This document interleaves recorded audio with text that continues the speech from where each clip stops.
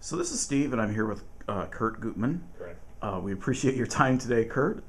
And we wanted to talk with you a little bit about your bid for the Republican nomination for the 2nd District City Council seat. That's coming up here a couple weeks, less than a couple weeks. Right. For those of us who don't know you, why don't you tell us a little bit about yourself?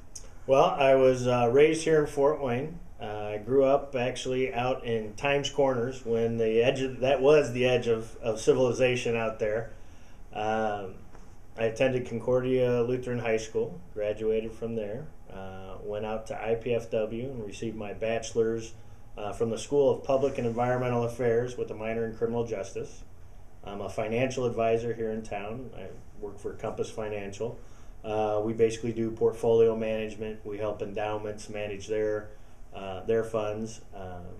I have about 10 years experience in public finance. I'm married. My wife's an attorney here in town. We have 3 kids. We go down to St. Paul's Lutheran Church downtown. Trying to think. Yeah, that's pretty much the nutshell. I'm the association president for out here in Pine Valley, which we have about 800 plus homes, so that makes us one of the larger additions, I believe, in the city. Probably right under Arlington.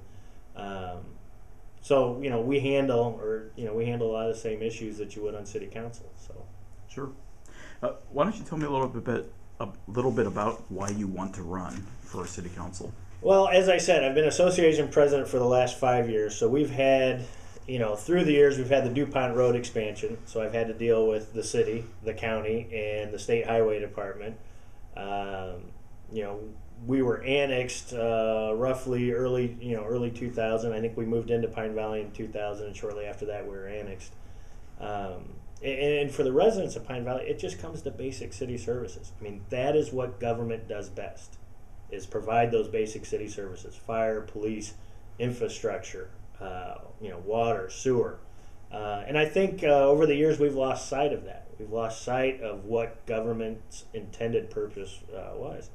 And so with my interactions as association president, and then I had some very encouraging words from Don Schmidt, who used to hold the seat in the 2nd,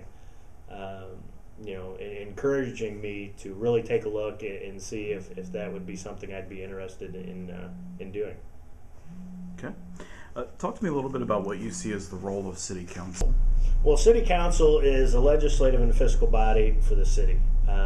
So you're talking, ordinances, resolutions. That's all going to come from city council. And then you've got the budget side to it, or the fiscal side to it, where they're in charge of the budget. They've got to make sure that the tax dollars are being used appropriately and being allocated appropriately.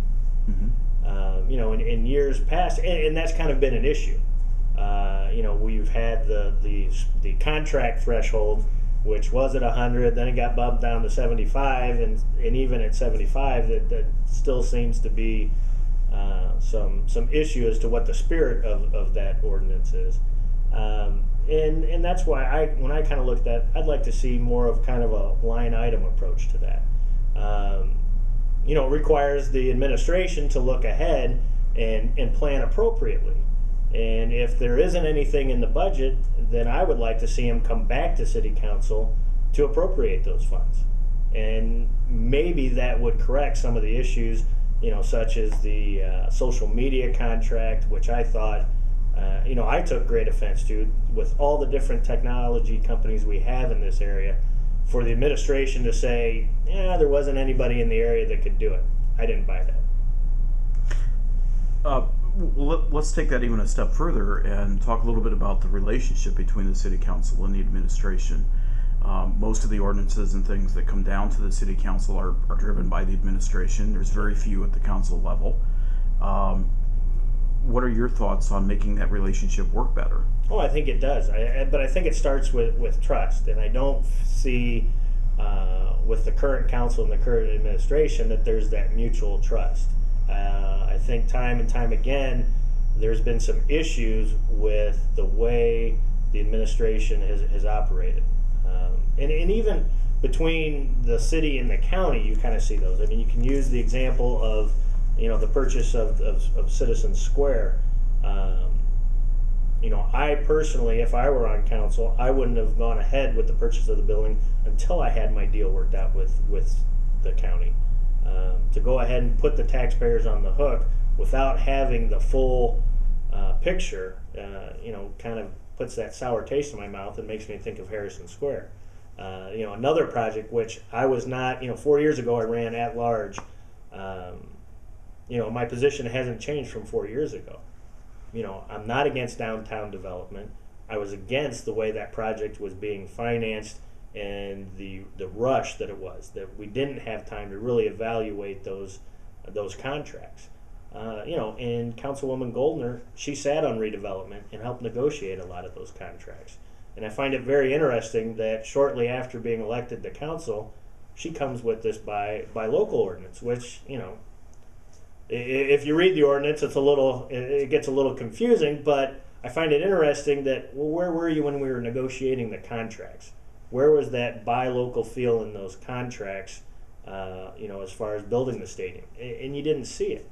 And that was a perfect opportunity for her to insert something like that in those contracts and make sure that, when we're using 30 plus million of taxpayer dollars, that we're making sure that we're keeping that as close to home as we can.